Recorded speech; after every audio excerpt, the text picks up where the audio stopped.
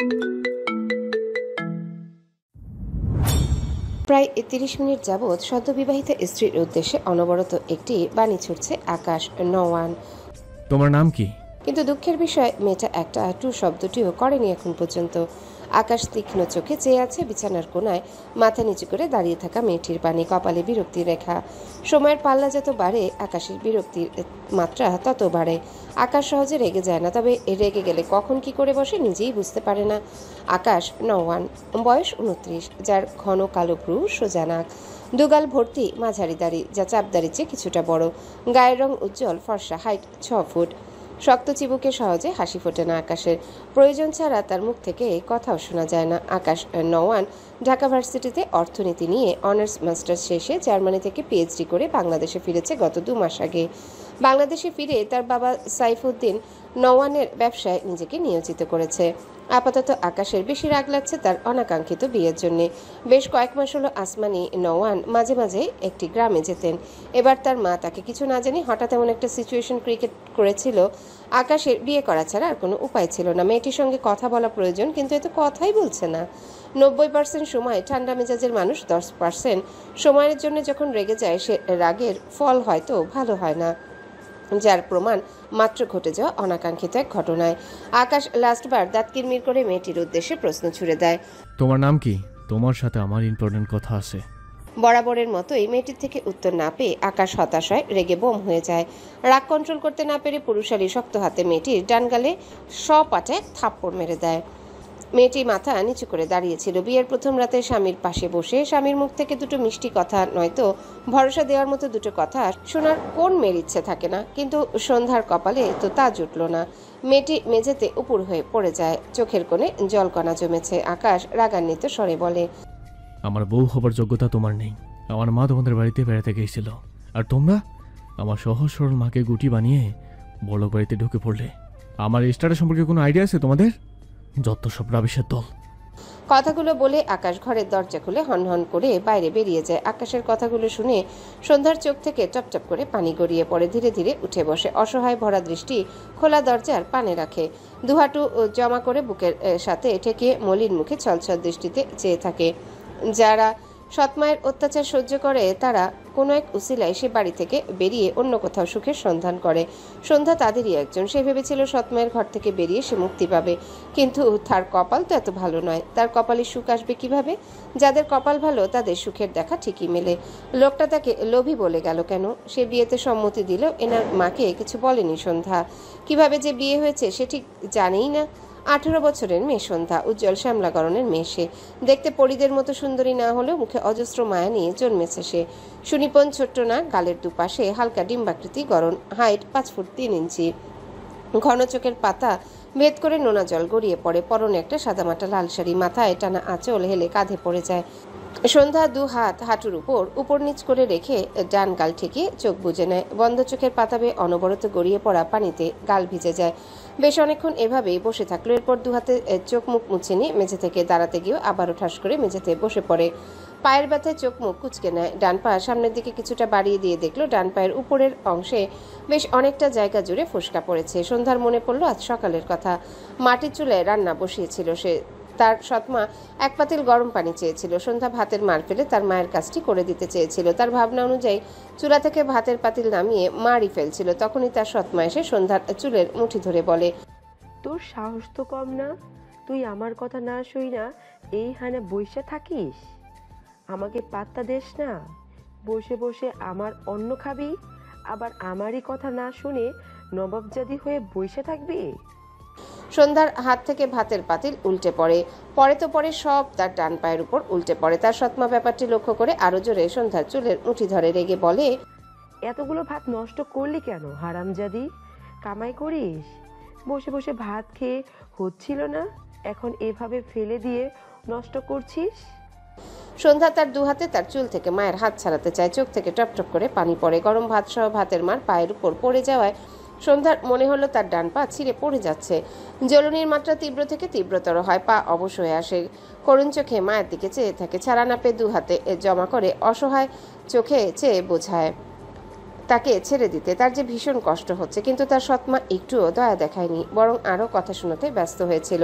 সন্ধ্যার ছোট ভাইয়ের কান্নার আওয়াজ পেয়ে সন্ধ্যার চুলের গোছা ছেড়ে ভেতরে যায়।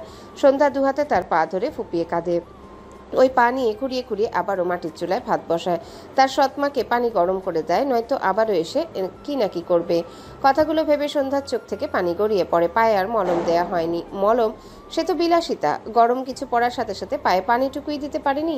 সময় নষ্ট করলে যে তার সৎমা আবারও তার দিকে তেড়ে আসবে। সব কাজ শেষ করে পুকুর পাড়ে গিয়ে বেশ অনেকক্ষণ পানিতে পা ডুবিয়ে বসেছিল, কিন্তু শুধু পানিতে কি আর কমে? বড়সড় ফোসকা পড়েছে পায়ের উপর। সন্ধ্যা মলিন মুখে ক্ষত পায়ের দিকে চেয়ে রইল। চোখের পানির বাঁধ মাঝে মাঝে ভেঙে যায়। কাঁদতে চায় না, তবুও কখন যে গাল বেয়ে জল গড়ায়। সন্ধ্যা এই আহত পানি আর উঠল না। ঘরের এক কোনায় বসে দেয়ালের সাথে পিঠ ঠেকিয়ে দেয়। সারাদিনে না খাওয়া, এখানে এসে একটুখানি খেয়েছিল, বেশি খেতে পারেনি। শরীরটা ভীষণ দুর্বল লাগছে। ক্লান্তিতে নুয়ে আসা চোখ জোড়া বুঝে নেয়। বন্ধ চোখের পর্দায় গর্ভধারিণী মায়ের মুখটা ভেসে ওঠে। অবাধ্য অশ্রু গড়িয়ে আবারও গাল ভিজে যায়। রাতের আধার ধীর গতিতে মিলিয়ে যায়। বাস চলছে তার গতিতে, যার গন্তব্য ঢাকা গাবতলী থেকে বগুড়া সাতমাথা। বাসের মাঝ বরাবর সিটগুলোর মাঝের একটা সিটে সৌম্য ঘুমিয়ে আছে। বাসের গতি ধীর হয়। হেল্পার বাসে কয়েকটা থাপ্পড় দিয়ে যাত্রীদের উদ্দেশ্যে আওয়াজ করে কিছু বাণী বলতে থাকে। অনেকের ঘুম ভেঙে যায়, সাথে সৌম্যর ঘুম হালকা হয়। চোখ মুখ কুচকে নেয়। ধীরে ধীরে চোখ খুলে বুঝলো বাস থেমেছে। আশেপাশে তাকিয়ে নিজের কাঙ্ক্ষিত জায়গাটা দেখে সিট থেকে দাঁড়িয়ে যায়। বাসের সিটের উপর ব্যাগ রাখার তাক থেকে তার ব্যাগ নামিয়ে দ্রুত বাস থেকে নেমে দাঁড়ায়। এরপর একটা সিএনজি নিয়ে রওনা হয় তার গ্রামের উদ্দেশ্যে। গ্রামের নাম মিলনের পাড়া। সৌম্যের পরনে একটা স্বল্প দামি অ্যাশ রঙের টি শার্ট, সাথে বেশ পুরনো একটা জিন্স, ঘাড়ে একটা ছোটখাটো ব্যাগ, যার ভেতরে সর্বোচ্চ 4 থেকে 5টা শার্ট প্যান্ট আছে। আর আছে তার ছোট বোন সন্ধ্যার জন্য একটা গোল জামা। টিউশনের টাকা পেয়ে সবার আগে তার বোনটার জন্য একটা জামা কিনেছে সে। সৌম্য শেখ, বয়স 25, হাইট 5 ফুট 8 ইঞ্চি। ছোট বোনের মতোই শ্যামলা গায়ের রং পেয়েছে। গায়ের রং মূলত তারা দুই ভাই বোন মায়ের থেকে পেয়েছে। দুগালে কালো চাপদারি। সৌম্য ঢাকা ভার্সিটিতে অ্যাকাউন্টিং সাবজেক্ট নিয়ে মাস্টার্স পড়ছে। একটা ছোট্ট গ্রামে সৌম্যর বেড়ে ওঠা। তার সাথে ছিল তার বোন সন্ধ্যা। সন্ধ্যা সৌম্যর চেয়ে 7 বছরের ছোট। গ্রামের ছেলে মেয়ে, বাবা দিনমজুর, অভাব অনটনে তাদের দিন কাটতো। মা দর্জির কাজ করতো। তাদের সংসার চলে যেত কোনো রকমে। যখন সৌম্যর বয়স 17 বছর, সন্ধ্যার বয়স 10 বছর, তখন হঠাৎই একদিন তার বাবা তাদের বাড়িতে একজন মহিলাকে আনেন। সাথে 9 বছরের একটা মেয়ে ছিল। মহিলাটি ছিল তার বাবার দ্বিতীয় স্ত্রী। তার মাকে বিয়ের পরপরই তার বাবা আরেকটি বিয়ে করেছিল, কিন্তু কাউকে জানায়নি। সৌম্যর মা স্বামীর এই রূপ মেনে নিতে পারেনি। 1 সপ্তাহের মাথায় ভদ্রমহিলা ঘুমের মাঝেই মারা যায়। আজ থেকে 8 বছর আগে তার মা এই দুনিয়ার মায়া ত্যাগ করে চলে গিয়েছে। মা বেঁচে থাকতে সংসারে টাকার অভাবে তারা না খেতে পারলে দুই ভাই বোন মায়ের কোলে মাথা রাখতো, আর মা তাদের মাথায় হাত বুলিয়ে দিত, ভালোবাসা দিয়ে ভরিয়ে দিত। কিন্তু মা মারা যাওয়ার পর দুই ভাই বোন এই কঠিন দুনিয়াকে চিনেছে। সুখ কি জিনিস এইটাই হয়তো ভুলে গিয়েছে দুই ভাই বোন। তবে তারা দুজন যখন পাশাপাশি বসে, তখন একটুখানি সুখ এসে তাদের কাছে ধরা দেয়। কথাগুলো ভেবে সৌম্য দীর্ঘশ্বাস ফেলে। তার বাবা 9 বছরের যে মেয়েকে সাথে করে এনেছিল, তার বয়স এখন 17 বছর, যার নাম সকাল। বছর 4 আগে তার একটা সৎ ভাই হয়েছে, যার নাম সায়ন। সৌম্য সকালের জন্য একটা জামা কিনেছে, সায়নের জন্য একটা গেঞ্জি। তবে সন্ধ্যার জন্য ভেতর থেকে আলাদা যত্ন চলে আসে। কিছু সৎ ভাই বোনেরা আপনদের মতো হয়, তবে সকাল এমন নয়। সে পরদের চেয়ে বাজে বিহেভ করে। তবুও সৌম্য তার সৎ ভাই বোনকে ভালোবাসে, মুখ ফিরিয়ে নেয় না। প্রায় 1.5 ঘন্টা সময়ের মাঝে সৌম্য তার গ্রামে পৌঁছে যায়। ধরণীতে রাতের আধার পেরিয়ে ভোরের আলো ফুটতে শুরু করেছে। সৌম্য সিএনজি থেকে নেমে বাড়ির পথ ধরে। যাওয়ার পথে এক মসজিদে গিয়ে ফজরে নামাজ পড়ে নেয়। বাড়িতে পৌঁছালে দেখলো উঠানে তার সৎমা বসে কাঁথা সেলাই করছে। সৌম্য এগিয়ে গিয়ে বলে, মা কেমন আছো? তার সৎমা বিরক্তি কণ্ঠে বলে ওঠে, আমি তোর মা কবে হইলাম? সৌম্যর মুখ মলিন হয়। ভেতর থেকে তার বাবা বেরিয়ে আসলে সৌম্য সালাম দেয়। আব্বা আসসালামু আলাইকুম। সৌম্যর বাবা সালামের উত্তর দেয়। সৌম্য কেমন আছে জিজ্ঞাসা করলে সে ছোট করে বলে।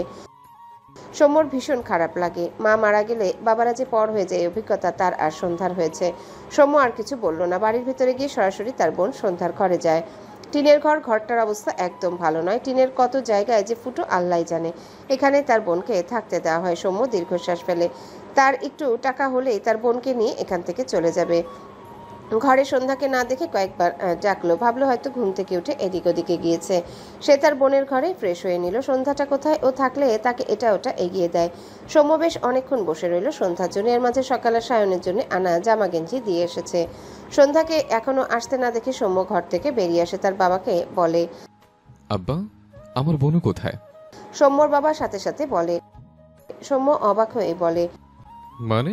সৌম্যর সৎমা বলে ওঠে, মানে বেইচা দিছি, খালি বইসা বইসা 4টে গিলে। ওরে রাইখা কি করবো আমি? সৌম্যের চোখে মুখে অজস্র বিস্ময়। তার বোনকে বিক্রি করে দিয়েছে মানে? হঠাৎই রেগে চিৎকার করে বলে, আমার বোনকে কি করেছো তোমরা? কোথায় বিক্রি করে দিয়েছো? বলো, কোথায় আমার বোন?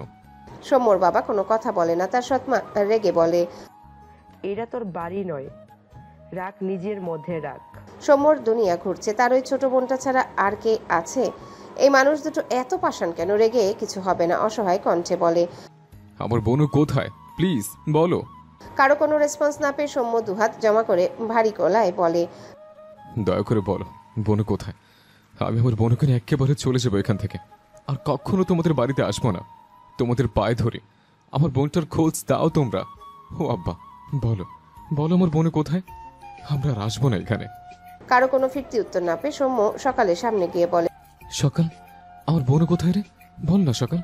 সকাল রাগ দেখিয়ে বলে, আমি কিভাবে জানবো? কথাটা বলে বাড়ির ভেতরে চলে যায়। সৌম্য ছোট্ট সায়নের সামনে হাঁটু মুড়ে বসে বলে, ভাই তুই জানিস আমার বোন কোথায়? ছোট্ট সায়ন আধো আধো স্বরে বলে। বি উই গিচে। সায়নের মা সায়নকে ছট করে কোলে নিয়ে বকতে বকতে বাড়ির ভেতরে নিয়ে যায়। সৌম্যর মাথায় আকাশ ভেঙে পড়ে। বিয়ে হয়ে গেছে, তার বোনকে কোথায় বিয়ে দিয়েছে? কোনো ভালো ঘরে যে বিয়ে দিবে না সৌম্য জানে। তার বোনকে এক নরক থেকে আবার কোন নরকে পাঠালো সৌম্যর নিজেকে এত অসহায় লাগেনি কখনো। সকাল সকাল আসমানি নওয়ান তার ঘর থেকে বেরিয়ে আসে। ছেলের ঘরের দিকে নজর পড়লে দেখলো দরজা একদম পুরোপুরি খোলা। ভদ্রমহিলা এগিয়ে গিয়ে ঘরের ভেতর নজর করলে দেখলো সন্ধ্যা বেডের পাশে দেয়ালে পিঠ ঠেকিয়ে ঘুমিয়ে আছে। আসমানি নওয়ান বিস্ময় চোখে তাকায়। দ্রুত ঘরের ভেতরে এসে আশেপাশে তাকিয়ে ছেলে আকাশকে খুঁজতে পায় না। এগিয়ে গিয়ে সন্ধ্যার পাশে বসে মেয়েটি ঘাট ডান দিকে হেলে আছে। আসমানি নওয়ান সন্ধ্যার গালে হাত দেয়। সন্ধ্যার ঘুম হালকা হয়, পিটপিট করে চোখ মেলে তাকায়। আসমানি নওয়ানকে দেখে সন্ধ্যা দ্রুত সোজা হয়ে বসে। আসমানি নওয়ান সন্ধ্যার ডান গালে নজর পড়লে অবাক হয়। মেয়েটি অনেক বেশি ফর্সা না হলে উজ্জ্বল শ্যামলা। গালের দাগ আবছা বুঝতে পারলেন তিনি। অবাক হয়ে সন্ধ্যার মুখের দিকে তাকালে সন্ধ্যা জোরপূর্বক একটু হাসলো। আসমানি নওয়ান সন্ধ্যার গালে হাত দিয়ে বলে, আকাশ তোরে মারছে মা? সন্ধ্যা অসহায় চোখে চেয়ে রইল তার শাশুড়ির দিকে। আসমানি নওয়ান সন্ধ্যাকে জড়িয়ে ধরল। তার ভীষণ খারাপ লাগলো। আকাশ এত রেগে গেছে যে মেয়েটাকে থাপ্পড় মেরেছে। পায়ের দিকে নজর পড়লে দেখলো পায়ে একটা বড় সড়ো ফোসকা। যা বোঝার বুঝলো। সন্ধ্যাকে ধরে ধরে উঠিয়ে বেডের উপর বসালো। এরপর মলম এনে সন্ধ্যার পায়ে দিতে নিলে সন্ধ্যা তার শাশুড়িকে বাদ সাধে। আসমান নওয়ান সন্ধ্যার বাদ মানলেন না, নিজেই সন্ধ্যার পায়ে মলম লাগিয়ে দিলেন। গতকাল খেয়াল করেনি এটা, নয়তো তখনই দিয়ে দিত। ব্যাগ থেকে একটা সুতির শাড়ি বের করে দিয়ে বলে, এই শাড়িটা পইরা নে মা, আকাশের লগে আমার বোঝাপড়া আছে। একটু থেমে বলে, ওই কি রাইতেই বাইর হয়ে গেছে? সন্ধ্যা মাথা নেড়ে হ্যাঁ সূচক সম্মতি দিলে আসমানি নওয়ান সন্ধ্যার গালে হাত দিয়ে বলে, ওই আজ বাড়ি আসলে খবর আছে ওর। তুই যা মা, শাড়ি পাল্টাই নে। সন্ধ্যা মাথা নেড়ে বেড থেকে নেমে ধীরে ধীরে ওয়াশরুমের দিকে এগিয়ে যায়। আসমানি নওয়ান দীর্ঘশ্বাস ফেলে। সৌম্য সন্ধ্যার খোঁজে সেই সকাল সকাল বাড়ি থেকে বেরিয়ে এসেছিল। গ্রামে কতজনকে জিজ্ঞাসা করেছে, কেউ সন্ধ্যার কথা বলতে পারে না। কয়েকজন শুধু বলেছে তাদের বাড়ির সামনে একটা বড় কার গাড়ি আসতে যেতে দেখেছিল। দিন গড়িয়ে বিকেল নেমেছে। সৌম্য শরীরে শক্তি নেই, যেন গত রাত থেকে খাওয়া দাওয়া নেই। আজ সারাদিন রোদে রোদে ঘুরে শরীরের অবস্থা নাজেহাল, আর মনের অবস্থা সে তো বেহাল। একটা মাঠের কোণে পা ছড়িয়ে বসলো সৌম্য। ডান হাতে কপালের ঘাম মুছে ছিটকে ফেললো। আর কোথায় খুঁজবে তার বোনকে? এই পাষাণ মানুষ দুটো তার বোনের খোঁজ দেবে না, সৌম্য বেশ জানে। তার বাচ্চাদের মতো কাঁদতে ইচ্ছা করছে। আকাশের দিকে তাকিয়ে বুঝলো তার চোখ জোড়া ঝাপসা। বাড়ি আসলে সন্ধ্যা যেখানেই থাকুক দৌড়ে এসে ভাইকে জড়িয়ে ধরতো। সৌম্য সন্ধ্যার গাল টেনে দিত। সন্ধ্যার খাবার এনে সৌম্যর সামনে দিয়ে ভাইয়ের সামনে বসে থাকতো। খাওয়া শেষ না হওয়া পর্যন্ত সন্ধ্যা উঠতো না ভাইয়ের পাশ থেকে। সৌম্য শহরে চলে আসলে সন্ধ্যা নীরবে অশ্রু বিসর্জন দিত। সৌম্য তার বোনকে জড়িয়ে নিয়ে বলতো, আর কয়েক মাস বোন, এরপর আমি তোকে আমার কাছে নিয়ে যাব। সৌম্যর দিন খুব কষ্টে কাটে। তার তো চাঁদ কপাল নয়। লাস্ট কবে বাড়ি থেকে 2 টাকা নিয়েছে তার মনে পড়ে না। টিউশনি করে করে ঢাকা শহরে নিজের খরচ চালায়, আর একটু একটু করে টাকা জমাতো সন্ধ্যার জন্যে। এই নরক থেকে তার বোনকে নিয়ে যাবে বলে কত কষ্ট করেছে। কখনো তো 3 বেলা খায় না। এই যে কাপড়ও ঠিকঠাক কেনা হয় না, কত পুরনো পুরনো কাপড় ব্যবহার করে। আর 2 মাসের মাথায় সে সন্ধ্যাকে নিয়ে যেত ঢাকায়। সন্ধ্যা ক্লাস 10 পর্যন্ত পড়েছে, এরপর আর পড়েনি। এইটুকু সৌম্য খুব জোর করে পড়িয়েছে। তার বাবা সৎমা পড়তে দেয়নি। সে জানে তার বোনকে দিয়ে বাড়ির সব কাজ করিয়ে নিত। সৌম্য তার বোনকে সুখবর দিতে এসেছিল। সে খুব তাড়াতাড়ি তার বোনকে তার কাছে নিয়ে যাবে। কিন্তু কি থেকে কি হয়ে গেল। সন্ধ্যার মায়া মায়া মুখটা ভেসে ওঠে, যে তার ভাইকে হয়তো নীরবে কত শত অভিযোগ দিত। সৌম্য বোনকে জড়িয়ে নিয়ে নীরবে সান্ত্বনা দিত। কোথায় হারিয়ে গেল তার বোনু? ঝাপসা দৃষ্টি জোড়া আকাশপানে নিবদ্ধ রেখে বিড়বিড় করে, মা, আমার বোনও হারিয়ে গেছে মা। তোমার মেয়ে সন্ধ্যাকে আমি আগলে রাখতে পারলাম না। তুমি কেন চলে গেলে মা আমাদের রেখে? আমার বোনের জন্য খুব কষ্ট হচ্ছে। ওরা কোথায় রেখেছে আমার বোনকে? ও ঠিক আছে তো মা? সন্ধ্যার পরপর আকাশ বাড়ি ফিরে তার ঘরের দিকে যেতে নিলে আসমানি নওয়ান শক্ত গলায় বলেন, দাঁড়াও আকাশ, কোথায় আসিলা কাল থেইকা? মায়ের কথায় আকাশের পা থেমে যায়। আসমানি নওয়ান শহরের মেয়ে। সাইফুদ্দিন নওয়ান আসমানি নওয়ানকে দেখে পছন্দ করেছিল, এরপর বিয়ে করে আনে। ভদ্রমহিলা আঞ্চলিক ভাষায় কথা বলতে অভ্যস্ত। আকাশকে চুপ থাকতে দেখে আকাশের মা আবারও শক্ত গলায় বলে, কি হইল, কথা কইতাছো না কেন? আকাশ সাধারণত মায়ের বেশ বাধ্য সন্তান বলা যায়। মায়ের উপর কথা বলে না, ভয় পায় এমন নয়। সম্মান ভালোবাসার জায়গা থেকে সে তার মায়ের সাথে কখনো উঁচু গলায় কথা বলে না। তবে মায়ের কাজে ভীষণ রাগ উঠছে। অতঃপর রাগান্বিত স্বরে বলে, মা তুমি কি করে পারলে আমার সাথে এরকম একটা কাজ করতে? আসমানি নওয়ান ছেলের ব্যবহার একটু কষ্ট পেয়েছেন। আকাশ তার সাথে এভাবে কথা বলে না, এই জন্য বেশি খারাপ লাগছে। আকাশ কথাটা বলে আকাশ চোখ বুঝলো। সে রাখতে চায় না, অন্তত তার মাকে রাগ দেখাতে চায় না, কিন্তু তার মা এমন একটা কাজ করেছে সে চাইলেও শান্ত থাকতে পারছে না। ফোঁস করে শ্বাস ফেলে গলার স্বর কিছুটা নামিয়ে বলে, এভাবে তুমি আমার বিয়ে দিয়ে কাজটা ঠিক করেছো কি মা? আমি তোমার সম্মান বাঁচাতে বিয়েটা করেছি, এবার তুমি আমার সম্মান বাঁচাতে মেয়েটির আর আমার ডিভোর্সের ব্যবস্থা করো মা। আসমানি নওয়ান ছেলের পানে বিস্ময় দৃষ্টিতে তাকায়, অবাক হয়ে বলে, তুমি ডিভোর্স চাইতাছো কেন আকাশ? আকাশ এবারেও রেগে বলে, কারণ আমি রাহাত আঙ্কেলের মেয়েকে বিয়ে করব। আমাদের ডিল ফাইনাল করা শেষ, আর 1 সপ্তাহ পর আমাদের বিয়ে হতো। গতকালই তোমাকে বলতে চেয়েছিলাম, কিন্তু তুমি আমার কোনো কথাই শুনলে না। আসমানি নওয়ান বিস্ময় কণ্ঠে বলেন, তুমি কইছিলা তোমার পছন্দের কেউ নাই, তাই আমি আমার পছন্দ মতন একটা বউ আনছি তোমার লাইগা। তুমি এমন করতাছো কেন বাপ? আকাশ চোখ বুজে মাথা দুদিকে নাড়ালো কয়েকবার। এত রাগ লাগছে তার, ইচ্ছে করছে সবকিছু ওলট পালট করে দিতে। শুধু তার সামনে মা বলে নিজেকে সামলে নিচ্ছে বারবার। চোখ খুলে তার মায়ের উদ্দেশ্যে চিৎকার করে কিছু শক্ত বাণী ছুড়ে দেয়। করতাম না পছন্দ, এখন করি, হয়েছে? তুমি সব সময় উল্টোপাল্টা কাজ করো, আমি আর বাবা সামলে নেই। কিন্তু এবার একদমই লিমিট ক্রস করে ফেলেছো। আমাদের কাজের 12টা বাজিয়ে দিয়েছো। সবচেয়ে বড় কথা, কার না কার বাড়ি গিয়ে একদল লোভী মানুষের কবলে পড়ে নিজের ছেলেকে বলি পাঠা বানালে তুমি।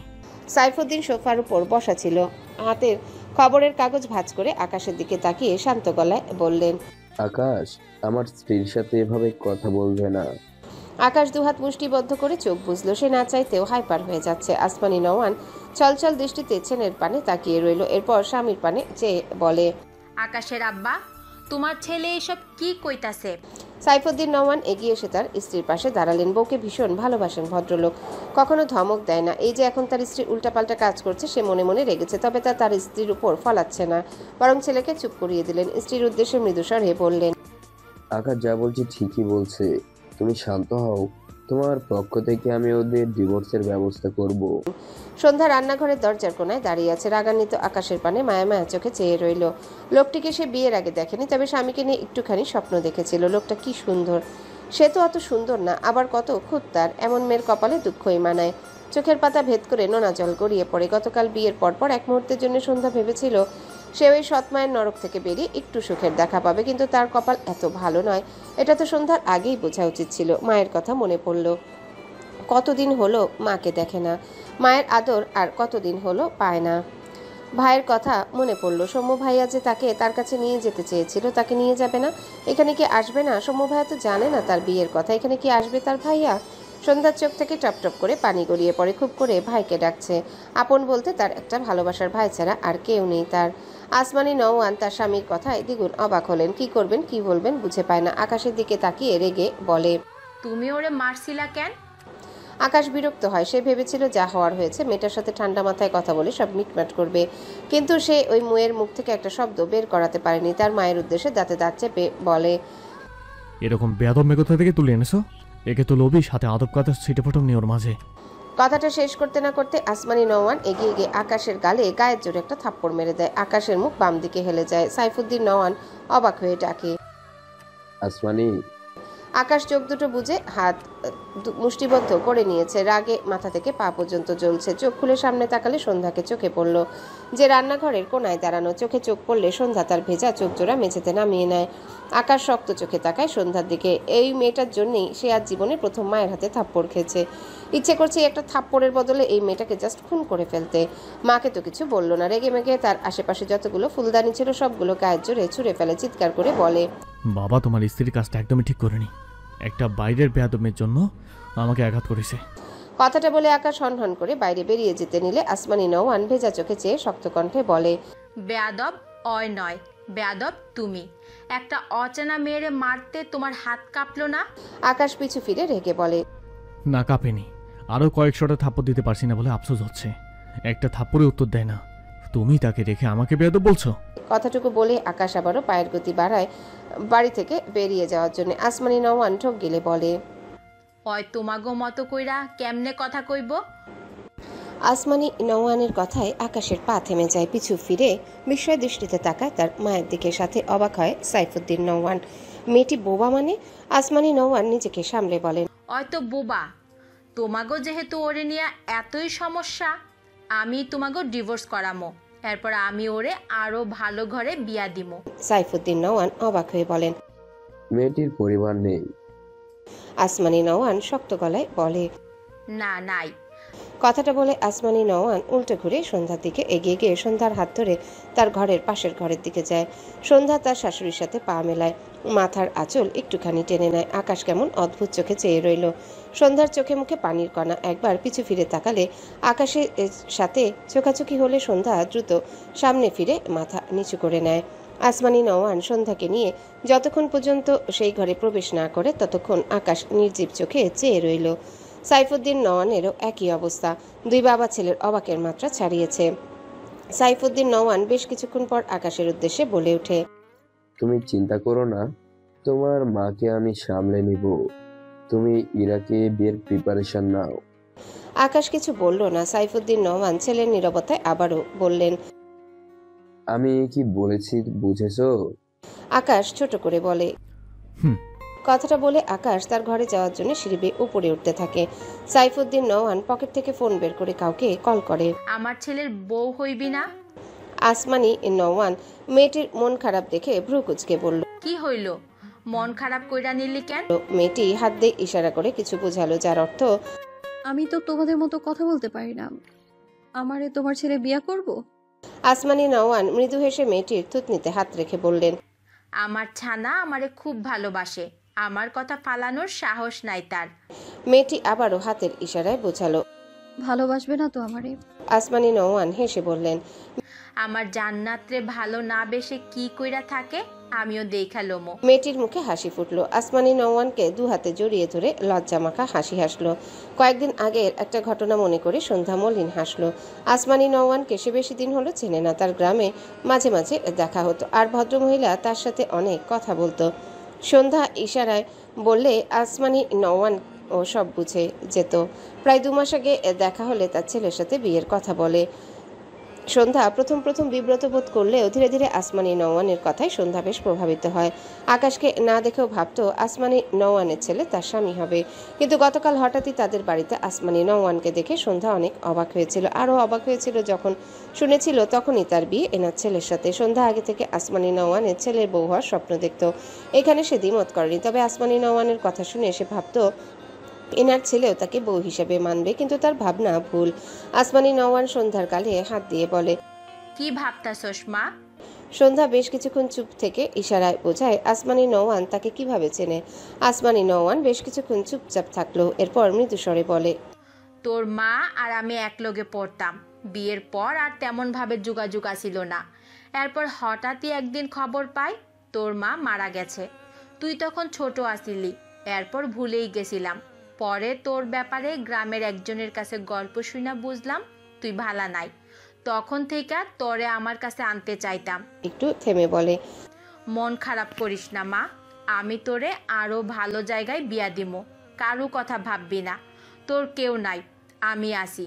তোর বাপ মা তো নাই, ভাইরা থাইকাও নাই, সবগুলাই স্বার্থপর। সন্ধ্যা ইশারায় বলতে চাইল তার ভাই অনেক ভালো। আসমানি নওয়ান বাদশাদে মৃদুস্বরে বলে, আর কিছু বোঝাতে হইব না। এখন কিছু খাবি? আর এখন থেকে এই ঘরেই থাকবি। সন্ধ্যা মাথা নেড়ে আচ্ছা বোঝায়। পরদিন সকাল 10টা। আকাশ অ্যাশ কালার স্যুট প্যান্ট পরে, সাথে সিলভার কালার চেনের ঘড়ি। চুলগুলো ভালোভাবে সেট করে নেয়। মাঝারি সাইজের ঘন কালো দাড়ি ভালোভাবে গুছিয়ে নেয়।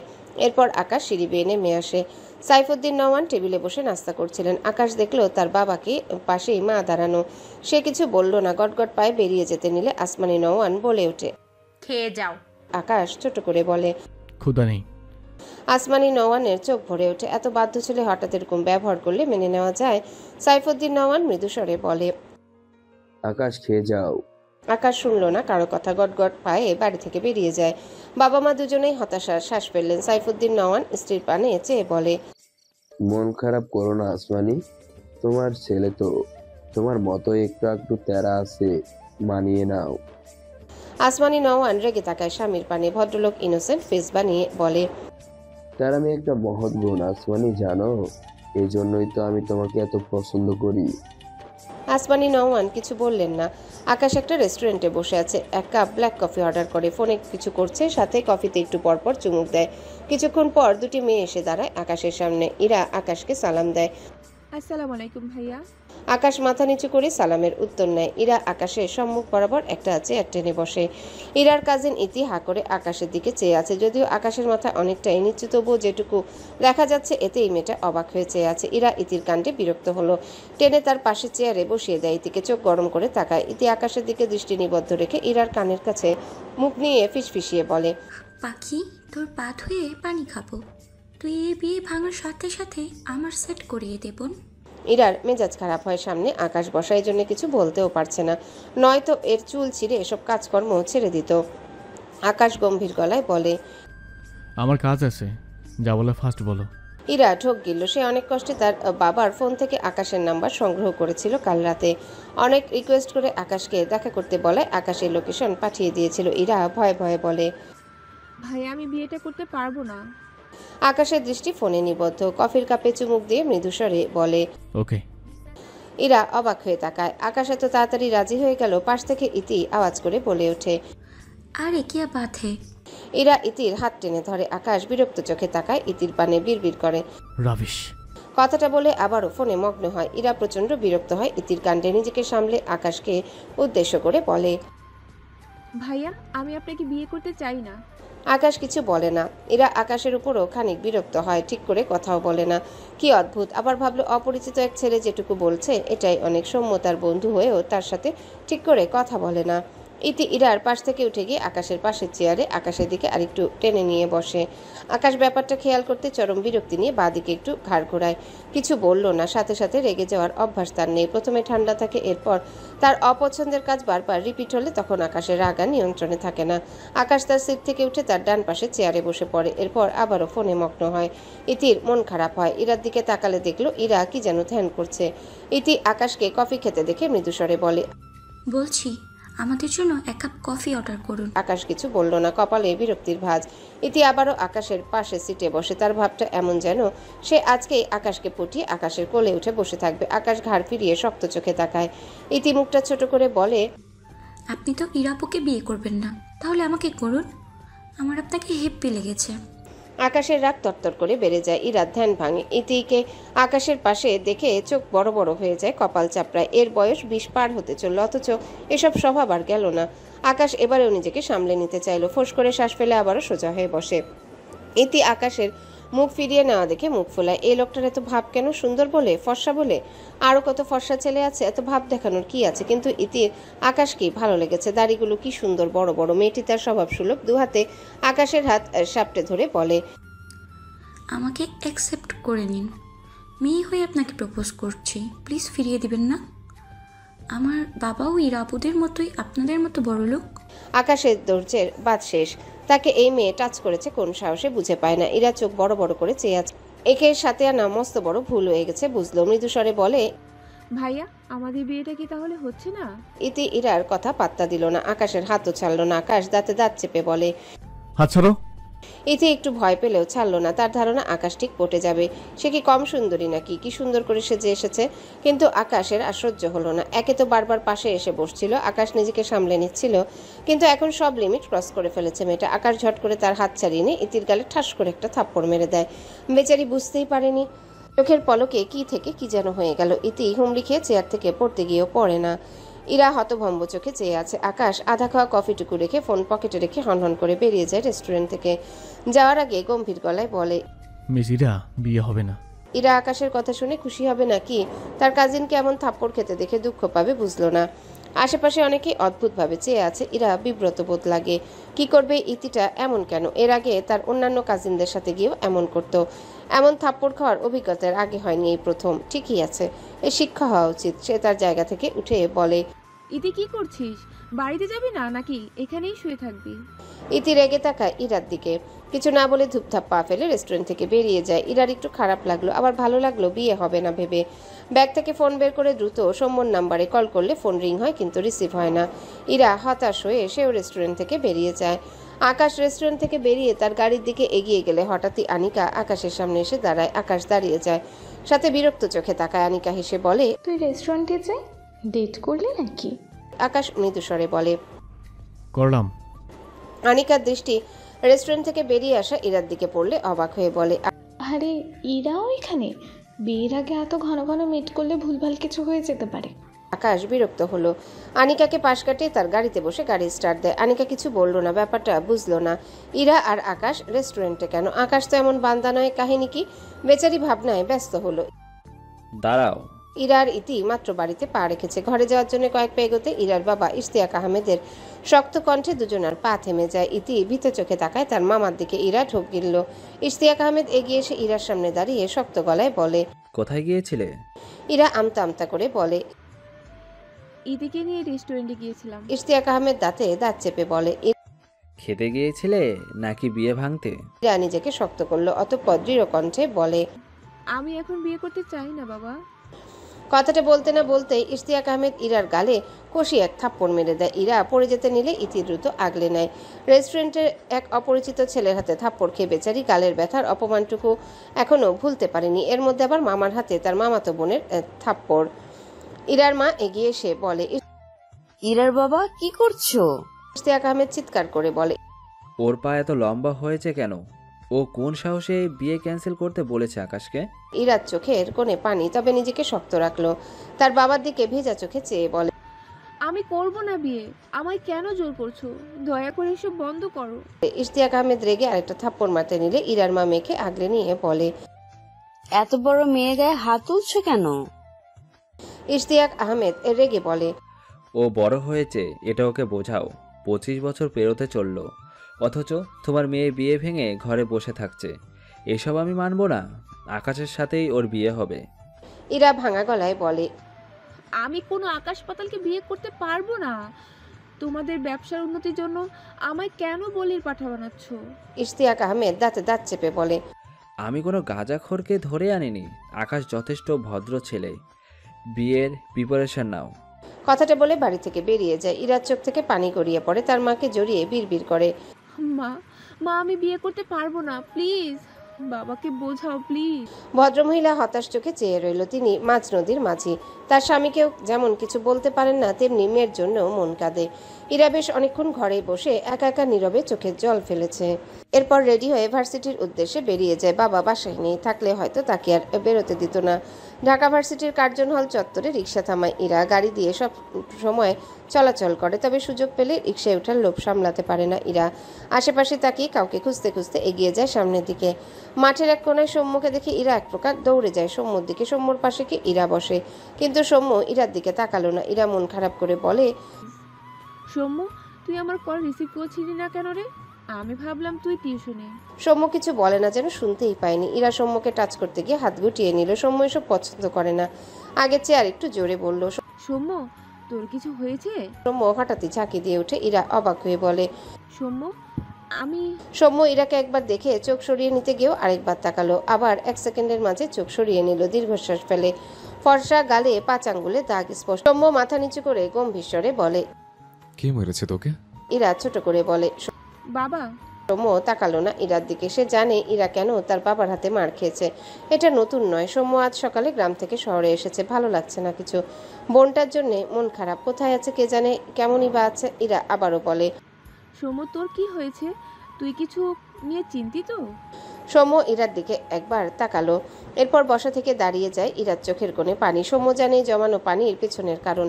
মেয়েটি যথাসাধ্য নিজেকে সামলাতে চায়, কিন্তু পারে না হয়তো। উল্টো দিকে এগিয়ে যেতে নিলে ইরা দ্রুত সৌম্যর হাত ধরে বলে, তোর কি হয়েছে সৌম্য? আমাকে বলে কি হয়? সৌম্য দ্রুত পিছু ফিরে অবাক হয়ে তাকায়। ঢোক গিলে নিজেকে সামলায়, পর শক্ত গলায় বলে, হাত ছাড় ইরা। ইরার সাথে সাথে সৌম্যর হাত ছেড়ে দেয়, মাথা নিচু করে বলে। সরি।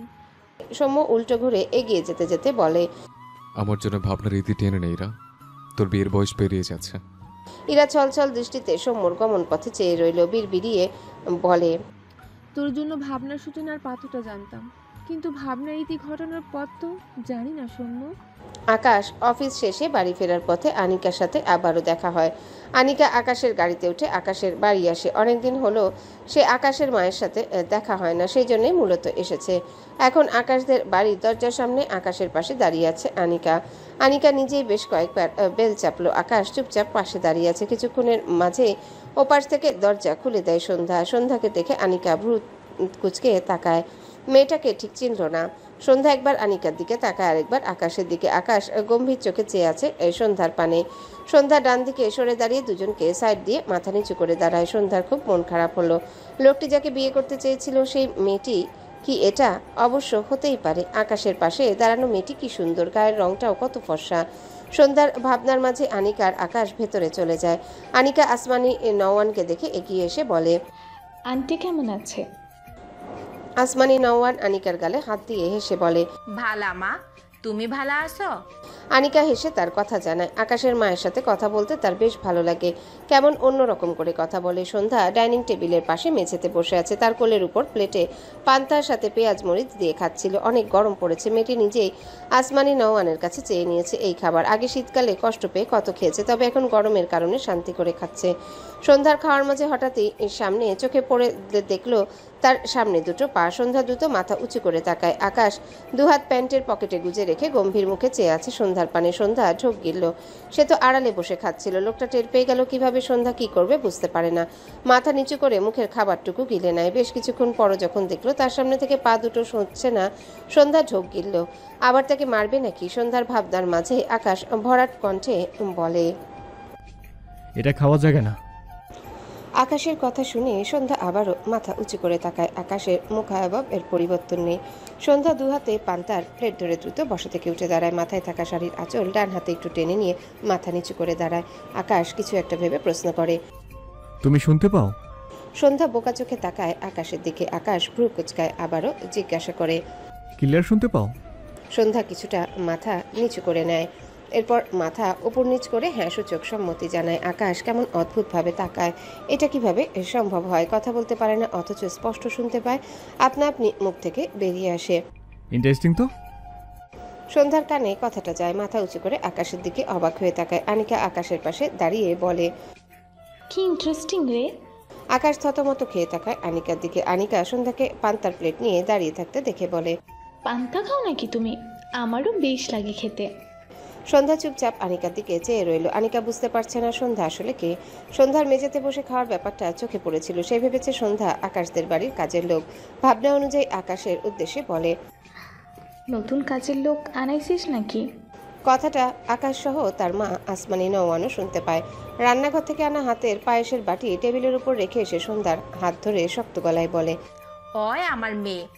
আনিকা অবাক হয়। আকাশের বোন কবে জন্মালো, তা আবার এত বড়?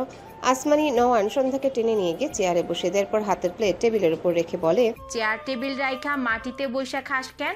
আর একদিন দেখলে মার খাবি আমার হাতে। সন্ধ্যা মন খারাপ করে বোঝায় আর মাটিতে বসে খাবে না। আসমানি নওয়ান আনিকার উদ্দেশ্যে বলে, তুমিও আসো মা, বৈশা খাও। আনিকা সন্ধ্যার দিকে চেয়েছিল।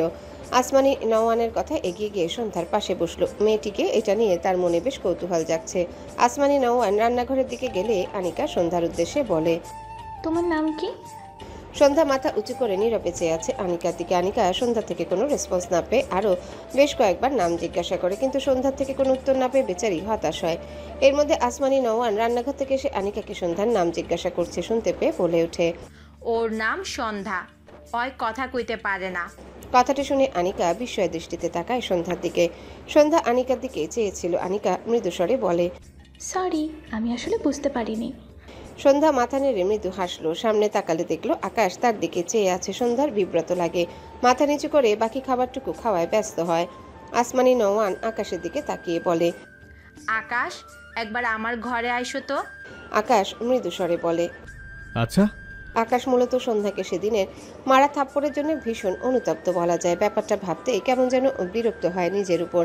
মেয়েটি কথা বলতে পারে না, তার উপর সে মেরেছে, এই ব্যাপারটা সে নিজেই মানতে পারে না। প্রয়োজন পড়লে সে বেহিসাব থাপ্পড় সহ আরও বহু শাস্তি দিতে জানে। যেমনটা আজ রেস্টুরেন্টের মেয়েটিকে থাপ্পড় মেরেছে, তবে সে এর জন্য বিন্দুমাত্র অনুতপ্ত নয়। কিন্তু সন্ধ্যার ব্যাপারটায় তার ভীষণ গিল্টি ফিল হচ্ছে। এখন উপায় কি? সরি বলে দেয়া? কথাটা ভাবতেই কেমন একটা তিতকুটে অনুভূতি হলো। আপনা আপনি ভেতর থেকে চলে এলো অসম্ভব। এসব শব্দ সে উচ্চারণ করবে? একদমই সম্ভব না। সন্ধ্যা তার খাওয়া শেষে হাতের প্লেট নিয়ে রান্নাঘরের দিকে তাকায়। আনিকা সন্ধ্যাকে দেখছে আর একটু একটু করে পায়েস খাচ্ছে। পায়েস তার বেশ পছন্দের, কিন্তু সে মনোযোগ দিয়ে খেতে পারছে না। আকাশের মা নিজের মেয়ে বলে পরিচয় দিলেও মেয়েটিকে বেচারি ভাবনায় ব্যস্ত। আনিকা চেয়ার থেকে উঠে আকাশের সামনে দাঁড়িয়ে কৌতূহলী হয়ে প্রশ্ন করে, ওই মেয়েটা তোদের কি হয়? আকাশ বিরক্তির চোখে তাকায়। আনিকাকে পাশ কাটিয়ে তার মায়ের ঘরের দিকে যেতে নিলে আনিকা আকাশের হাত টেনে ধরে বলে, আরে বলে যা, এত কৌতূহল নিয়ে থাকতে পারি না। আকাশ রেগে তাকায় আনিকার দিকে, দাঁতে দাঁত চেপে বলে, থাপ্পড় খাবি? আচ্ছা।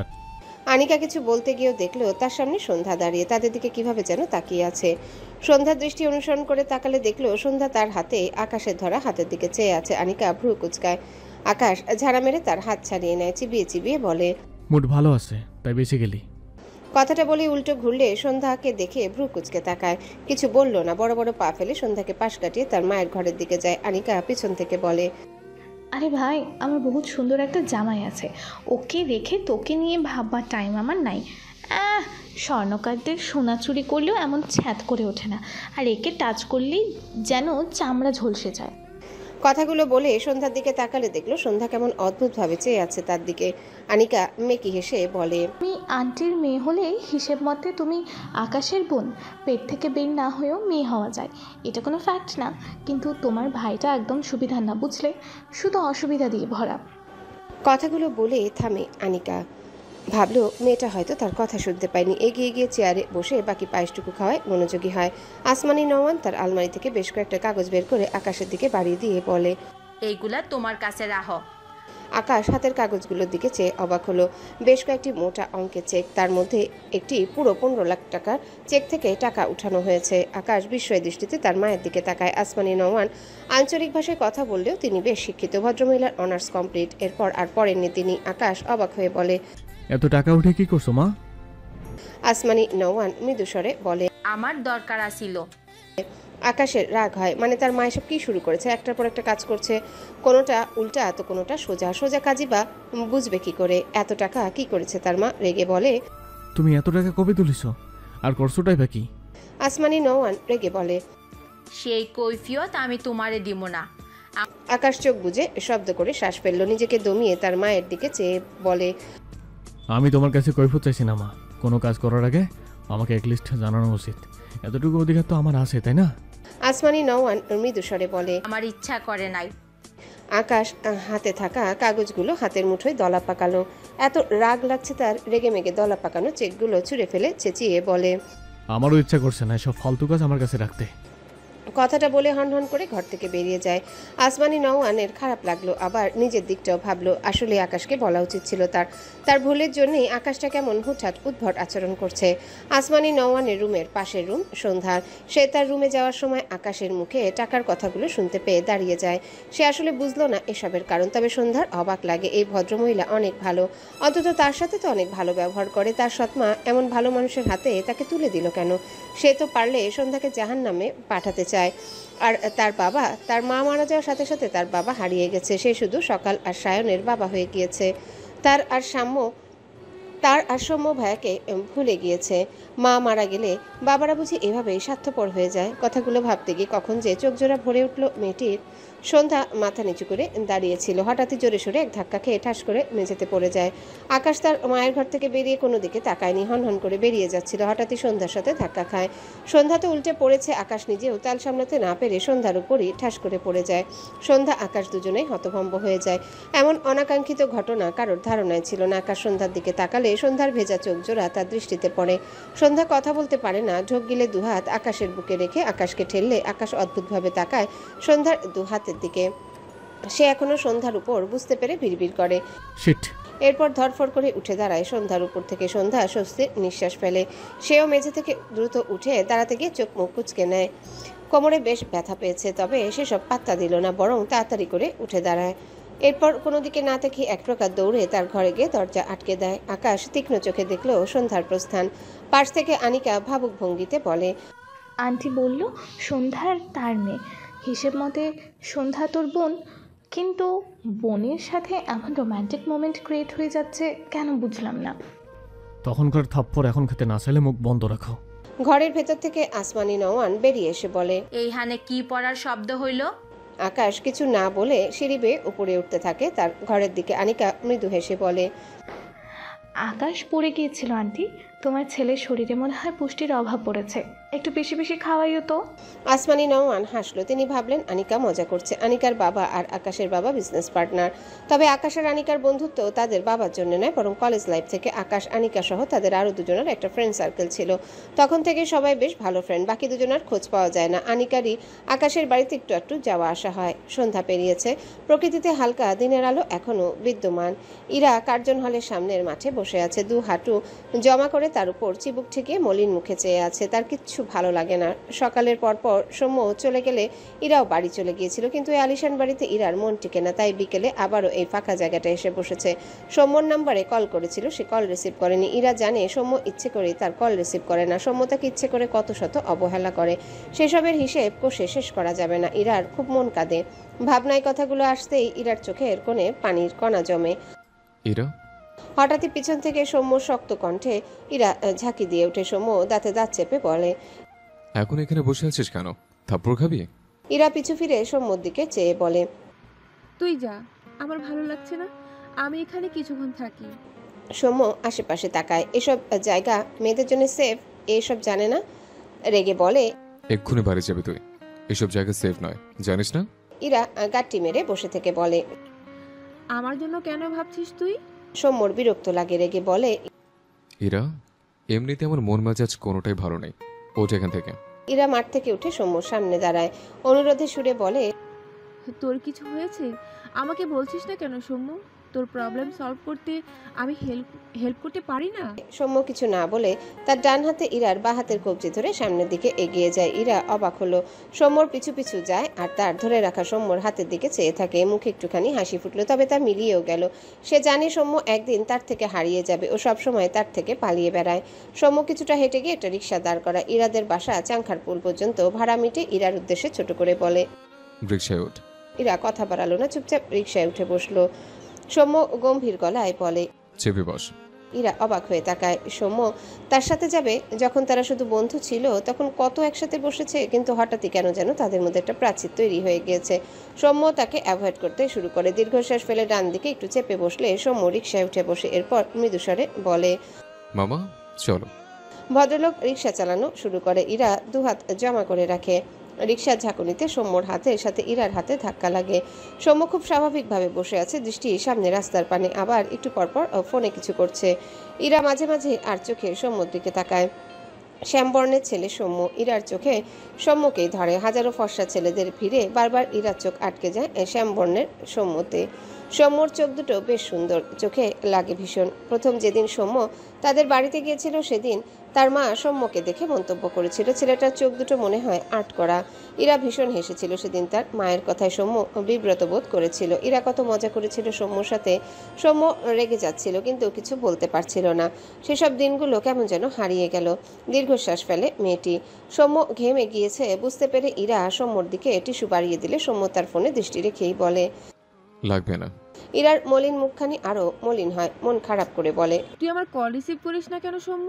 সৌম্যর কাটকাট জবাব, ভালো লাগে না তাই। ইরার চোখ দুটো ভরে ওঠে। মেয়েটির বাচ্চাদের মতো করে কাঁদতে ইচ্ছা করলো। মাথা নিচু করে নিল। হাজার চেষ্টা করে নোনা পানি আটকাতে পারলো না। চুপ করে হাতের উপর দু ফোঁটা পানি গড়িয়ে পড়ে। আরেকবার আর চোখে সৌম্যর দিকে তাকালে দেখলো সৌম্য ফোনে ব্যস্ত। ইরা মাথা নিচু করে আড়ালে তার ভেজা চোখ জোড়া মুছে নেয়। বেশ কিছুক্ষণের মাঝে রিক্সাওয়ালা ইরার বাসার সামনে রিক্সা দাঁড় করালে ইরা চুপচাপ রিক্সা থেকে নেমে যায়। সৌম্যকে বাসায় আসতে বলতে চেয়েও বলল না, আসবে না তো, উল্টো এমন কিছু বলবে যা তাকে শুধু কষ্টই দিবে। সৌম্য ইরার দিকে চেয়ে বলে, ভেতরে যা। ইরা দীর্ঘশ্বাস ফেলে উল্টা ঘুরে এগিয়ে যায়। সৌম্য তাকিয়ে রইল ইরার দিকে। ইরার গায়ের রং ধবধবে ফর্সা, চোখে লাগে খুব, দীর্ঘ কপাল, গোলগাল মুখ, হাইট 5 ফুট 4 ইঞ্চি, চোখে পড়ার মতো সুন্দর ইরা। বাবার টাকার অভাব নেই, এক বাবার এক মেয়ে, অথচ এই মেয়ে সব পিছে ফেলে সৌম্যর পিছে পড়ে থাকে। কি আছে সৌম্যর? কিচ্ছু নেই তার, যা আছে সব তো দুঃখ। সৌম্য কথাগুলো ভেবে চাপা শ্বাস ফেলে। ইরাকে যতক্ষণ দেখা গেল দেখল, একবারের জন্য চোখ এদিক ওদিক নেয়নি। ইরা মেন গেটের ভেতরে পা রেখে সৌম্যর দিকে তাকালে সৌম্য সাথে সাথে দৃষ্টি নামিয়ে নেয়।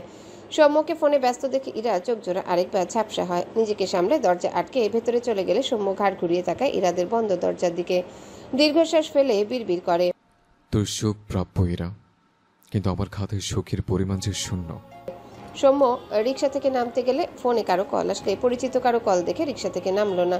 কল রিসিভ করে সালাম দেয়। ওপাশ থেকে কিছু বলল বোধহয়। সৌম্য আর রিক্সা থেকে নামলো না। ফোন পকেটে রেখে রিক্সা ঘুরিয়ে নাজিরা বাজারের দিকে যেতে বলে রিক্সাওয়ালাকে। রাত প্রায় 8:30। আকাশ নাজিরা বাজারের একটা রেস্টুরেন্টে বসে আছে, কারোর জন্য অপেক্ষা করছে। একটু পরপর হাত ঘড়িতে সময় দেখতে আবারও ফোনে কিছু করছে। সৌম্য আকাশের সামনে গিয়ে দাঁড়িয়ে ডান হাত এগিয়ে দিয়ে সালাম দেয়। আকাশ ডান হাত বাড়িয়ে সৌম্যর সাথে হাত মেলার সাথে সালামের উত্তর নেয়। সৌম্যকে বসতে বললে সৌম্য আকাশের সামনে চেয়ারে বসে একে অপরকে জিজ্ঞাসা করে কেমন আছে।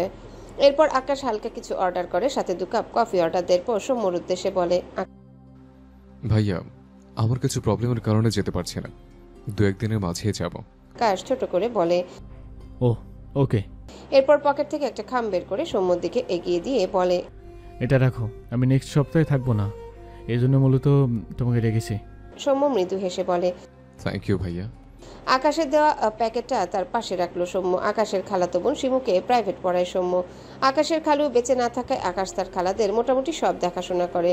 সৌম্যকে টিচার হিসেবে সেই ঠিক করে দিয়েছিল। শিমু ক্লাস 10-এ পড়ে। আকাশ সৌম্যের খোঁজ পেয়েছিল তার ভার্সিটির অনেক পরিচিতদের সাথে যোগাযোগ করে।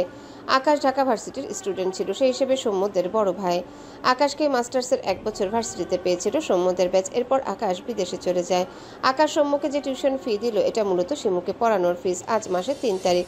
সৌম্য গত 1 বছর থেকে শিমুকে পড়ায়। সে একমাত্র শিমুর ফিস প্রতি মাসের 1 তারিখে পায়, যেটা তাকে আকাশ দিয়ে থাকে। এইবার সৌম্য না যাওয়ায় আকাশ নিজেই ডেকে তাকে ফিস দিয়ে দিল। কত টিউশনের টাকা তো 10 তারিখ পেরিয়ে যায়, আবার 15 তারিখও পেরিয়ে যায়। আকাশ কফির কাপে চুমুক দিয়ে সৌম্যর উদ্দেশ্যে বলে, কি অবস্থা, পড়াশোনা কেমন চলছে? সৌম্য ভদ্রতা সূচক মাথা নেড়ে বলে, জি ভাইয়া ভালো। আকাশ অর্ধেক কফিটুকু খেয়ে উঠে দাঁড়ায়। ফোন পকেটে রেখে সৌম্যর উদ্দেশ্যে বলে, তোমার বেশি প্রবলেম হলে কয়েকদিন গ্যাপ দিতে পারো, প্রবলেম নেই। সৌম্য দাঁড়িয়ে মৃদু স্বরে বলে, জি ভাইয়া। এরপর আকাশের দিকে হাত বাড়ালে আকাশ পুনরায় হাত মেলায় সৌম্যর সাথে। দুজন একসাথে বেরিয়ে যাওয়ার সময় সৌম্য পেমেন্ট করতে গেলে আকাশ সৌম্যকে ধমকে সরিয়ে দেয়। এরপর সে বিল মিটিয়ে রেস্টুরেন্ট থেকে বেরিয়ে যায়। যাওয়ার আগে বলে, মিশু ফাঁকি দিলে আমাকে ইনফর্ম করবে অবশ্যই। সৌম্য মাথা নেড়ে সম্মতি জানায়, সাথে একটু হাসে। শিমু মেয়েটি বেশ চঞ্চল আর একটু ফাঁকিবাজ। যখন মেয়েটি মা তার সাথে পারে না তখন আকাশকে বাড়িতে ডাকলে শিমু তার কাছে সুরসুর করে পড়তে বসে। বেশ ভয় পায় আকাশকে। ভার্সিটিতে আকাশের জুনিয়ররাও আকাশকে বেশ ভয় পেত। তাদের মধ্যে সৌম্যদের ব্যাচও ছিল। অবশ্য ভয় পাওয়ারই কথা। কোথাও কোনো ঝামেলা হলে সেখানে আকাশ হকি স্টিক নিয়ে হাজির হয়ে যেত। যে আসলে দোষী কোনো কথা ছাড়াই তাদের এলোপাতারি পেটাতো। সৌম্য পার্সোনালি আকাশকে পছন্দ করতো না আকাশ ভার্সিটি থাকাকালীন। তবে সৌম্য লাস্ট 1 বছর আকাশের বোনকে পড়াতে এসে বুঝেছে আকাশ ভীষণ অমায়িক একজন মানুষ, খুবই বিবেকবান, সাথে মন মানসিকতাও বেশ ভালো। সৌম্য রাস্তার ধার দিয়ে একা একা হাঁটছে। 2 হাত প্যান্টের পকেটে গুজে রাখা টাকা পেয়ে তার মেয়েদের মতো কান্না পাচ্ছে। সেই মুখে পড়িয়ে সৌম্য পুরো 12,000 টাকা পায়। এই টাকা থেকে সে সবার আগে সন্ধ্যার জন্য কিছু টাকা সরিয়ে রাখে। কিন্তু তার সেই বোনটা যে আজ কোথায় সেটা জানতে পারলো না ও। ভালো আছে তো? সে কি খুঁজে পাবে না তার বোনটাকে? সন্ধ্যা কি আর তার দিকে মায়া ভরা চোখে তাকাবে না? সেই শহরে তার বোনকে রাখবে, তার কাছে রাখবে। তার বোনের স্বামীকে কোনো মানুষরূপী অমানুষ নয় তো তার বোনকে সেখানেও কি অত্যাচার করা হয়? সৌম্যর নিজেকে দুর্বল লাগে। রাস্তার পাশে বসে পড়ে। চোখের পর্দায় শেষবারের মায়ের অসহায় চাহনি ভেসে উঠল, যে চাহনিতে হয়তো ছিল সন্ধ্যাকে দেখে রাখার আকুতি। ভেসে উঠল সন্ধ্যার মায়া ভরা মুখ। প্রতিবার শহরে ফেরার সময় সন্ধ্যা তার দিকে ভেজা চোখে চেয়ে থাকতো। যে দৃষ্টিতে মিশে থাকতো তার ভাই কেন ওই নরক থেকে তাকে বের করে আনে না। এরপর ইরা টলমলে চোখ জোড়া ভেসে ওঠে, যে চোখ জোড়ায় কত শত অভিমান অভিযোগ সৌম্যকে ঘিরে। কিন্তু সৌম্যর সেসব দেখার সাহস হয় না। তার জীবনটা অভিশপ্তের মতো, সবাই হারিয়ে যায় তার থেকে। আর যে পাশে থাকতে আসে সমু, যে তার নখের যোগ্য নয়। মাথায় যন্ত্রণা শুরু হয়, দুহাতে মাথার চুল টেনে ধরে। ঘড়ির কাঁটা জানান দেয় রাত 10টা 30। সন্ধ্যা তার ঘরের বেলকনির এক কোনায় দাঁড়িয়ে আছে, মুখটা মলিন। ভাইয়ের কথা খুব মনে পড়ছে। তার ভাই এরকম তারিখে গ্রামে যায়। সে গ্রামে কষ্ট করে থাকলেও মাসে কয়েকবার করে তার সৌম্য ভাইয়াকে দেখতে পেত, কত শান্তি পেত। সৌম্য ভাইয়া তাকে মজা করে বলতো, ভালো। জি ভাইয়া। বনু, আমার একটা কড়ি পাওয়া বোন আছে, বুঝলি? ওর নাম শুনবি? সন্ধ্যা আগ্রহের সাথে তার ভাইয়ের দিকে চেয়ে থাকতো। সৌম্য মনে মনে হেসে বলতো, ওর নাম সন্ধ্যা। সন্ধ্যা রেগে সৌম্যর বাহুতে কিল দিয়ে মুখ ফুলাতো। সৌম্য সন্ধ্যার জন্য আনা কেনা জামা বের করে সন্ধ্যার সামনে ধরলে সন্ধ্যার ভাইয়ের প্রতি সব অভিমান মুছে যেত। সৌম্য জামা পরতে বললে সন্ধ্যা ঝটপট তার ভাইয়ের দেওয়া জামা পরে এসে তার ভাইকে দেখাতো। সারা সপ্তাহের সৎমায়ের অত্যাচার এক নিমিষে ভুলে যেত যখন তার একটা মাত্র আপন ভাইয়ের সাথে একটুখানি খুনসুটিতে ব্যস্ত হতে পারত। কথাগুলো ভাবতে ভাবতে সন্ধ্যার চোখ থেকে ঝরঝর করে পানি গড়িয়ে পড়ে। ব্যালকনির গ্রিলে মাথা ঠেকিয়ে চোখ বুঝলো। সৌম্য ভাইয়া কি তাকে নিতে আসবে না? গ্রামে যায়নি তার ভাই? বাবার থেকে শুনে কেন তাকে নিতে আসছে না সৌম্য ভাইয়া? বেশ অনেকক্ষণ নীরবে চোখের পানি ফেলে মেয়েটি। এরপর ওয়াশরুমে গিয়ে চোখে মুখে পানি দেয়। আসমানি নওয়ান তার ঘরে যেতে বলেছে তাকে মাথায় তেল দিয়ে দিবে। সন্ধ্যা না করেনি। ভদ্রমহিলা তার কথা খুব ভাবে। সন্ধ্যা ভালোই লাগে, অনেকটা মায়ের আদরের মতো লাগে। টেবিলের উপর থেকে একটা তেলের বোতল নিয়ে ঘর থেকে বেরিয়ে যায়। কিছু দূর গিয়ে হঠাৎ বোতল থেকে বেশ অনেকটা পরিমাণ তেল মেঝেতে পড়ে যায়। বোতলের মুখ আলগা থাকা এমন হয়েছে সন্ধ্যা বুঝতে পারেনি। বিরক্ত হলো নিজের উপর। আবার উল্টো ঘুরে এগোয় জায়গাটুকু মুছে ফেলবে বলে। আকাশ অফিস থেকে ফিরেছে। তার কাছে থাকা চাবির দ্বারা দরজা খুলে মাত্রই বাড়ির ভেতর প্রবেশ করেছে। দরজা লাগিয়ে উল্টে ঘুরলে দেখলো শাড়ি পরা একটা মেয়ে মাথায় ঘোমটা টানা ধীর পায়ে সামনের দিকে এগিয়ে যাচ্ছে। আকাশ বুঝলো এটা সন্ধ্যা। তাদের বাড়িতে সন্ধ্যা ছাড়া এভাবে কেউ থাকে না। সন্ধ্যার দিকে চেয়ে আকাশ এগিয়ে যাচ্ছিল। হঠাৎ তেলের উপর পা পড়ায় আকাশের পা পিছলে যায়। বেচারা ঠাস করে মেঝেতে পড়ে যায়। ধপ করে শব্দ হয়। আকাশ হতভম্ব হয়ে নিজের দিকে চেয়ে আছে। মেঝেতে একদম ছড়িয়ে বসে পড়েছে সে। ওদিকে সন্ধ্যা কিছু পড়ার শব্দ পেয়ে দ্রুত পিছু ফিরে তাকায়। আকাশকে মেঝেতে পড়ে থাকতে দেখে চোখ বড় বড় করে তাকায়। আকাশ তার সামনে দাঁড়ানো। সন্ধ্যার দিকে তাকালে সন্ধ্যার হাতে তেলের বোতল দেখে যা বুঝার বুঝলো। পায়ের নিচে পিচ্ছিল কিছু পড়েছে, এটা তো বুঝেছে। তেলের বোতল দেখে পুরোটাই বুঝলো। সন্ধ্যা বারবার ঢোক গিলছে। আকাশ সন্ধ্যার দিকে শক্ত চোখে চেয়ে দাঁত চেপে বলল, ইডিয়েট, চোখে দেখো না? সন্ধ্যা কি বলবে বুঝলো না। আকাশের অবস্থা দেখে তার যেমন খারাপ লাগছে সাথে হাসিও পাচ্ছে। লোকটা পড়েছে তো পড়েছে, একদম বাচ্চাদের মতো করে হাত পা ছড়িয়ে পড়ায় হাসি পাচ্ছে। না চাইতে ঠোঁটের কোণে হাসি ফুটে ওঠে। আকাশ মেঝে থেকে উঠতে চাইছিল অনেকটা জায়গা জুড়ে তেল, যার ফলে আকাশ ঠিক সুবিধা করতে পারছে না। বিরক্তি নিয়ে সামনে তাকালে সন্ধ্যার হাসি মুখ চোখে পড়ে। আকাশের রেগে যাওয়ার কথা কিন্তু সে রাখলো না। শীতল দৃষ্টিতে সন্ধ্যার মুখ পানে তাকায়। সন্ধ্যার গালের বাঁ পাশে বড়সড় একটা টোল পড়ে, যা আকাশের দৃষ্টিতে নিখুঁতভাবে আটকায়। সন্ধ্যা বহু কষ্টে নিজেকে সামলালো। আকাশের দৃষ্টিতে খানিক বিব্রত বোধ করে। তেলের বোতলটি মেঝেতে রাখে। তখনই বাড়ির বেল বেজে ওঠে। সন্ধ্যা দরজার দিকে তাকায়। আকাশদের বাড়ির কাজের লোক গিয়ে দরজা খুলে দেয়। সন্ধ্যার দৃষ্টি দরজার পানে ছিল। এক অপরিচিত ছেলের মুখ দেখে সন্ধ্যার ভ্রু কুঁচকে যায়। ছেলেটি কোনো দিকে তাকালো না। আকাশকে পিছন থেকে দেখেই চিনতে পেরেছে। কোনো দিকে না তাকিয়ে এক দৌড়ে আকাশের সামনে দাঁড়িয়ে ক্যামেরা সমানে ক্লিক করে আর বলে, বাতাসবাবু, স্মাইল প্লিজ। আকাশ সন্ধ্যার দিকে চেয়েছিল। পরিচিত কণ্ঠ পেয়ে সেদিকে তাকায়। ততক্ষণে ছেলেটি তার হাতে থাকা ক্যামেরা দ্বারা অনেকগুলো ছবি তুলেছে আকাশের। সন্ধ্যা ছেলেটির মাথা থেকে পা পর্যন্ত দৃষ্টি বুলায়। ছেলেটা অনেকটা বিদেশিদের মতো দেখতে। হাইট 6 ফুটের কাছাকাছি। চুলগুলো হালকা ব্রাউন টাইপ। গায়ের রং ধবধবে ফর্সা। গালে দাড়ি নেই। গলায় ক্যামেরা ঝুলানো। গায়ে সাদা রঙের শার্ট প্যান্ট জড়ানো। পিঠে একটা ব্যাগ। অরুণ ক্যামেরা ভাঙতে না চাইলে সবগুলো পিক ডিলিট করবি। অরুণ দাঁত কেলিয়ে বলে, ঝাক্কাস আসছে পিকগুলো, সবগুলো ভার্সিটিতে ভাইরাল করবো আজকে। জোস হবে না মামা? আকাশ ততক্ষণে উঠে দাঁড়িয়েছে। বাঁ হাত কোমরে রেখে চোখ মুখ কুচকালো। ভালোই ব্যথা পেয়েছে। অরুণ এগিয়ে এসে আকাশের পাশে দাঁড়িয়ে তার ক্যামেরায় উঠানো পিকগুলো একটা একটা করে আকাশকে দেখে আর বলে, তুই আমাকে এয়ারপোর্টে রিসিভ করতে গেলি না, এত সুন্দর সারপ্রাইজ দিই বলে তোকে সত্যিই বাবু লাগছে রে। আকাশ খপ করে অরুণের ক্যামেরা ধরতে গেলে অরুণ দ্রুত তার ক্যামেরা সরিয়ে নেয়। আকাশ তার দিকে এগিয়ে আসলে অরুণ লাফ দিয়ে কয়েক পা সরে যায়। আকাশ অরুণের পিছে যায় অরুণের ক্যামেরা ধরতে। অরুণ দৌড়াতে দৌড়াতে বলে, তুই ভার্সিটির বড় ভাই, তোকে সবভাবে দেখার অধিকার আছে জুনিয়রদের। তুই এভাবে ওদের বঞ্চিত করতে পারিস না। আকাশ অরুণের পিছে দৌড়ায় আর বলে, তোর নোট ছেড়ে জুনিয়রদের হক পূরণ করব, বেয়াদব। অরুণ সোফার উপর লাফ দিয়ে অপর পাশে যায়। ডান দিকে আসমানি নওয়ানকে দেখে বলে, আন্টি, তোমার ছেলে অশ্লীল কথা বলে, আমি কিন্তু পেকে যাচ্ছি। আসমানি নওয়ান একবার অরুণের দিকে তাকায়, আরেকবার আকাশের দিকে। সন্ধ্যা নিজেও চোখ বড় বড় করে চেয়ে আছে। মনে হচ্ছে দুটো বাচ্চা ছেলে বাড়িতে দৌড়ঝাঁপ করছে। আকাশ সোফা ডিঙে লাফ দিয়ে অপর পাশে যায়। তাদের ভার্সিটির গ্রুপে এসব পিক দিলে তার সব মান সম্মান যাবে। যে কোনোভাবে অরুণের থেকে ক্যামেরা নিয়ে সব ডিলিট করতে হবে। সেজন্যই আকাশ সব রেখে অরুণের পিছু নিয়েছে। অরুণ দৌড়াতে দৌড়াতে সন্ধ্যার সামনে দাঁড়িয়ে বলে, আরে এটা কে? হাই সুইটি। কথাটা বলে আকাশকে তার কাছে দেখে বাম দিকে দৌড় দিতে গেলে তেলের উপর পিছলাকে ঠাস করে পড়ে যায়। বেচারা চেঁচিয়ে ওঠে। সন্ধ্যার চোখ আগের থেকেও বড় হয়ে যায়। হায় আল্লাহ, তার জন্য এসব কি হচ্ছে? আকাশ হাঁটু মুড়ে বসে অরুণের হাত থেকে ক্যামেরা ছিনিয়ে নেয়। এরপর একটা একটা করে সব পিক ডিলিট করে ঠাস করে অরুণের পায়ের উপর রাখে ক্যামেরা। অরুণ অসহায় মুখ করে চেয়ে আছে।